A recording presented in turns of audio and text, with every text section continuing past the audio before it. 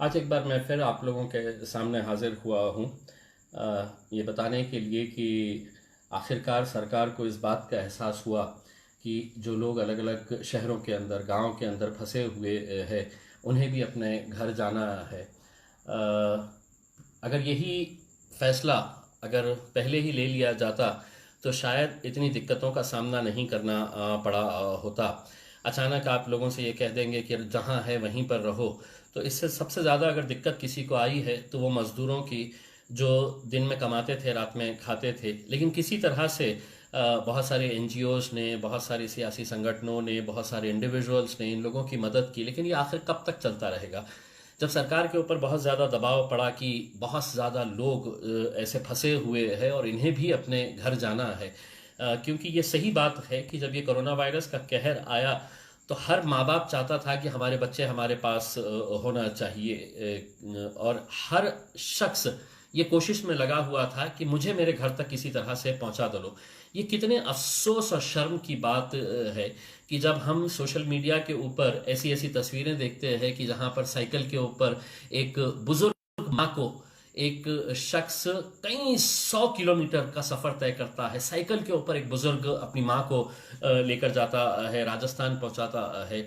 कई ऐसे लोग हैं जो पैदल ही कई 100 किलोमीटर का सफर तय कर रहे हैं इतनी तपती धूप के अंदर। इसके लिए आखिर कौन जिम्मेदार है? देखिए, जिम्मेदारी जिसकी भी है, अगर हमने अभी कहना शुरू करा तो आप कहेंगे कि हम सियासत कर रहे हैं, लेकिन नहीं, ये आवाज़ हम यकीनन लोकसभा के आने वाले अधिवेशन के अंदर उठाएंगे कि किस तरह गरीबों के साथ ये छेड़छाड़ किया गया है।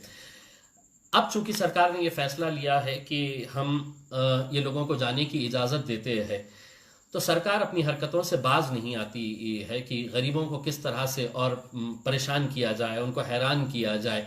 जो कंडीशंस लगाई गई है कि अगर आपको अपने गांव जाना है, अपने शहर जाना है, तो आपको महज सिर्फ इतना नहीं करना है कि आपको अपनी गाड़ी अरेंज करना है, आपका मेडिकल टेस्ट करवाना है। अगर आप ओके अगर है मेडिकल सर्टिफिकेट में, अगर आपका ओके आ जाता है, आप गाड़ी में बैठिए और चले जाइए। नहीं, लेकिन उसका भी एक प्रोसीजर तैयार किया गया है उन गरीबों के लिए जो अभी खाने के मोहताज है, जिनके पास अनाज के लिए भुखमरी से वो इतने परेशान है, और सरकार उनसे कहती है कि ठीक है, हम तुमको पासेस देंगे, लेकिन आपको वो पूरा प्रोसीजर कंप्लीट करना पड़ेगा। आप देखिएगा जो डिटेल्स डाली गई है कि अगर किसी को अगर पास निकालना है कि मुझे यहाँ से लखनऊ जाना है, दिल्ली जाना है, पटना जाना है, हैदराबाद जाना है, तो मुझे सिर्फ जाके मैं एक फॉर्म भरूं और पास मिलेगा, ऐसा नहीं है। उसके अंदर सरकार ने ये कहा है कि आपको पासपोर्ट साइज की अपनी फोटो जोड़ना पड़ेगा।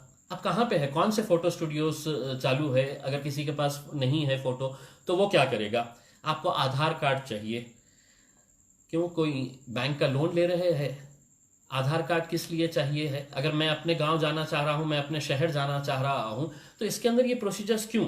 संस्थेचे प्रमाण पत्र, यानी कि आप जिस जगह पे काम कर रहे हैं उसका प्रमाण पत्र, कंपनी का आईडी दीजिएगा, नोंदणीकृत डॉक्टर जो है, जो रजिस्टर्ड डॉक्टर है, उनका सर्टिफिकेट, हाँ, ये सर्टिफिकेट होना बहुत ज़रूरी है। तो ये सब चीज़ों की फॉर्मेलिटी करना। अब इंसान को एक अपने घर जाने की जल्दी पड़ी हुई है और सरकार ऐसे ऐसे कंडीशंस डाल रही है। एक ईमेल आईडी दे दिया गया है कि आप ऑनलाइन जाइए, और ऑनलाइन जाकर आप http covid19.mhpolice.in, अब ये इसके ऊपर जाइए और अपना फॉर्म भर दीजिएगा। मुझे ये बताइएगा कि सिर्फ महज औरंगाबाद के अंदर करीब, एक अंदाजे के अनुमान के हिसाब से, करीब 1,500 से 2,000 ऐसे मजदूर लोग हैं, ऐसे कामगार लोग हैं जो उत्तर प्रदेश से ताल्लुक़ रखते हैं, या बिहार से ताल्लुक़ रखते हैं, या झारखंड से ताल्लुक़ रखते हैं। ये कब जाएंगे वेबसाइट के ऊपर, और वेबसाइट के ऊपर जाके ये प्रोसीजर कब कंप्लीट होगा? तो इन सब दिक्कतों को देखते हुए मैंने ये तय किया है कि मैं एक अपने ऑफिस के ऊपर हम एक हेल्प डेस्क तैयार कर रहे हैं, जिसमें हमारी पूरी टीम वहां पर सुबह 11 बजे से लेके दोपहर में 2 बजे तक वहां पर बैठेगी। अब जो लोग अपने अपने गांव को जाना चाहते हैं, और मैं सिर्फ ये औरंगाबाद के हद तक बात कर रहा हूं, मुझे मालूम है कि दूसरे जिले के भी लोग उतने ही परेशान होंगे। मैं दूसरे जिले के वहां के जितने भी नेता हैं उन लोगों से अनुरोध करूंगा कि इसमें लोगों की मदद करें। तो हमारा ये सेंटर है, मेरा ऑफिस दिल्ली गेट के कलेक्टर ऑफिस के बाजू में ही है, मेन चौराहे के ऊपर। तो वहां पे हमारा एक हेल्प डेस्क हम बना रहे हैं। वहां पे हमारे 6 लोगों की टीम 11 बजे से दोपहर में 2 बजे तक वहां पर मौजूद रहेगी। आप वहां पर अपने डॉक्यूमेंट्स लेकर आइएगा। और ये एक कंपलसरी ये किया गया है कि अ, आपको अगर कहीं जाना है तो अपनी गाड़ी का इंतजाम आप खुद करिए। अब देखिए कि सरकार की बेशर्मी की हद कितनी है कि ये गरीब लोग जिनके पास खाने पीने के लिए नहीं है, वो कहते हैं अगर किसी को समझ लीजिएगा अगर उत्तर प्रदेश में जाना है तो कहाँ से कौन सी गाड़ी अरेंज करेगा, कहाँ से वो पैसा लेकर आएगा। अगर कहीं दिल्ली जाना है, कहीं पटना जाना है, झारखंड जाना है, तो ये पैसे कहाँ से लेकर आएंगे। सरकार ने तो बड़ी आसानी से कह दिया है कि आप अपना गाड़ी का इंतजाम खुद करें, बल्कि उनके नोटिफिकेशन के अंदर ही ये किया है कि आपका खर्चा आपको ही बेयर करना पड़ेगा, सरकार कुछ नहीं करने वाली है। तो ये बहुत ही अफसोस और शर्म की बात है। खैर जो भी है, हम आपसे जितनी हमारी तरफ से हम मदद कर सकते हैं, हम इंशाल्लाह पूरी कोशिश करेंगे आप लोगों की मदद करने के लिए। ऐसे जितने भी लोग हैं जो अलग अलग जगहों के ऊपर फंसे हुए हैं, जो औरंगाबाद आना चाहते हैं, वो लोग भी हमारी जो टीम है उनके साथ आप कांटेक्ट करिएगा। मेरे फेसबुक पेज के ऊपर इसकी पूरी जानकारी रहेगी। जो हमारे मेंबर्स वॉलंटियर्स वहां पर बैठने वाले हैं, इन सब के मोबाइल नंबर्स रहेंगे। और साथ ही साथ हमने एक सेपरेट ईमेल तैयार किया है। उस ईमेल आईडी के ऊपर, ईमेल आईडी है आईजे, यानी कि इम्तियाज जलील का IJMP helpdesk@gmail.com। IJMP helpdesk@gmail.com। IJMP helpdesk, ये पूरा वन वर्ड है, @gmail.com। इसके ऊपर आप जाइए, आपकी पूरी डिटेल्स दे दीजिएगा, ऑनलाइन दे दीजिएगा। अगर आप नहीं आ सकते हैं, अगर समझ लीजिएगा आप कहीं कन्नड़ में फंसे हुए हैं, गंगापुर में है, वैजापुर में है, पुलिस आने नहीं दे रही आपको अपने घर जाने के लिए, ये अलग दिक्कत का मामला है, तो आप किसी के जरिए आपकी पूरी जानकारी हमारे इन नंबर्स के ऊपर या हमारे ईमेल आईडी के ऊपर किसी की मदद लेकर हमारे पास फॉरवर्ड कर दीजिएगा। हम पूरे प्रिंट आउट्स निकालेंगे और पूरे प्रिंट आउट्स निकलवाने के बाद हम आपका पूरी फाइल तैयार करके हम पुलिस कमिश्नर ऑफिस के पास लेकर जाएंगे। जो आउट ऑफ स्टेट है, आउट ऑफ स्टेट जो जाने वाले हैं, यानी कि महाराष्ट्र के बाहर जिन्हें जाना है, उसकी परमिशन जिलाधिकारी के पास से मिलेगी। तो उनकी फाइल पूरी तैयार करके हम वहां पे सबमिट करेंगे और कोशिश करेंगे कि जल्द से जल्द आपकी परमिशन आ जाए। और आपकी परमिशन आने के बाद आपको आने की जरूरत नहीं पड़ेगी, हम खुद आपके घर तक ये पहुंचाने का इंतजाम करेंगे। तो बस यही उम्मीद है कि आप लोग अपने अपने घरों के ऊपर जल्द से जल्द पहुंच जाए। एक दूसरा मैं अनुरोध उन लोगों से करना चाहता हूं। देखिए, बहुत सारे ऐसे गरीब लोग हैं जो महाराष्ट्र के अंदर ही अलग अलग जिलों के अंदर रहते हैं। बहुत सारे ऐसे कॉलेज स्टूडेंट्स हैं, यंग लड़के और लड़कियां हैं। हर रोज मुझे फोन आता है कि किसी को बुल्ढाना जाना है, किसी को नासिक पहुंचना है, किसी को अलग अलग जिलों के अंदर जाने का है।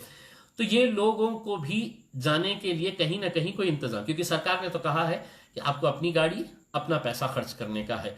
तो मैं औरंगाबाद में रहने वाले उन तमाम लोगों से हाथ जोड़कर ये विनती करना चाहूंगा कि जिनके पास 4 व्हीलर्स है, आपकी गाड़ी वैसे भी नहीं चल रही है, लॉकडाउन का सिचुएशन है, मेरे पास जितनी गाड़ियां हैं मैं मेरी पूरी गाड़ियां लगाने वाला हूं। अगर आप अपनी गाड़ी अगर इस नेक काम के लिए अगर हमें देते हैं अपने ड्राइवर के साथ, तो वो गाड़ी का नंबर भी आप हमारे इस हेल्प डेस्क के ऊपर दे दीजिएगा। आपका ड्राइवर रहेगा। अगर समझ लीजिएगा कि 4 बच्चियां हैं जिन्हें हमें अहमदनगर तक पहुंचाना है, कोई गरीब बच्चे हैं जिन्हें हमें जालना का, परभनी तक पहुंचाने का है, इसके लिए गाड़ियां लगने वाली है। वरना सरकार परमिशन दे देगी और कहेंगी कि अब तुम जाओ, परमिशन से पैदल जाओ, साइकिल पे जाओ, काय पे भी जाओ करके, लेकिन ये हमारी जिम्मेदारी है। तो तमाम वो लोग जिनके पास 4 व्हीलर्स है रखी हुई, कम से कम इस नेक काम के अंदर आप हाथ बटाइए। आपकी गाड़ी का नंबर, आपके ड्राइवर का नाम अगर आप इसी ईमेल आईडी के ऊपर IJMP helpdesk@gmail.com के ऊपर अगर आप देते हैं, तो मैं समझूंगा कि आप एक नेक काम के अंदर बहुत बड़ा अपना योगदान करेंगे। क्योंकि अकेले हम कुछ नहीं कर सकते, अगर आप साथ में है तो ऐसा कोई भी काम नहीं है जो नामुमकिन है। ऐसी मुश्किल घड़ी के अंदर हम सबको हम सबको साथ में मिलकर आना है और इस मुश्किल घड़ी का सामना हम सबको करने का है। बस आप लोगों से यही गुजारिश है कि ऐसे समय के ऊपर बढ़ चढ़कर आगे आइए। देखिए, एक दूसरी बात मैं इसी का मौका लेते हुए ये कहना चाहता हूँ कि शुरुआत के अंदर बहुत सारे एनजीओज ने अपने लेवल के ऊपर अनाज का डिस्ट्रीब्यूशन किया, किट्स दिए, बहुत सारे अभी भी कर रहे हैं, लेकिन मांग इतनी है और करने वाले इतने हैं। अगर आप थोड़ा सा योगदान अगर करेंगे, किसी के भी, जिस कोई एनजीओ काम कर रहा है, अनाज बांटने का काम कर रहे हैं, हम खुद काम कर रहे हैं मेरे ऑफिस के ऊपर से, आप कुछ नहीं, पैसा नहीं किसी को दीजिएगा, उसमें आप उनको पास अनाज पहुंचा दीजिएगा, किसी को गेहूं दे दीजिएगा, चावल दे दीजिएगा, आपकी तरफ से हम बांटने का काम करेंगे। या हमें नहीं तो आप किसी भी एनजीओ को जो एक नेक काम के अंदर हिस्सा ले रहा है उसको आप अनाज पहुंचाने का काम करिएगा, क्योंकि बहुत सारे लोगों तक पहुंचने का है और करने वाले बहुत ज़्यादा लोग नहीं है। अगर आप हाथ बटाएंगे, अगर आप साथ देंगे तो यकीनन हम ये काम को बहुत आसान कर सकते हैं। एक बहुत अच्छा काम है और मुझे यकीन है कि औरंगाबाद की जनता, औरंगाबाद ज़िले के अंदर जितने भी लोग हैं वो अपने अपने घरों तक पहुंच जाएंगे अगर आप लोगों का साथ रहा। बहुत बहुत धन्यवाद। Thank you.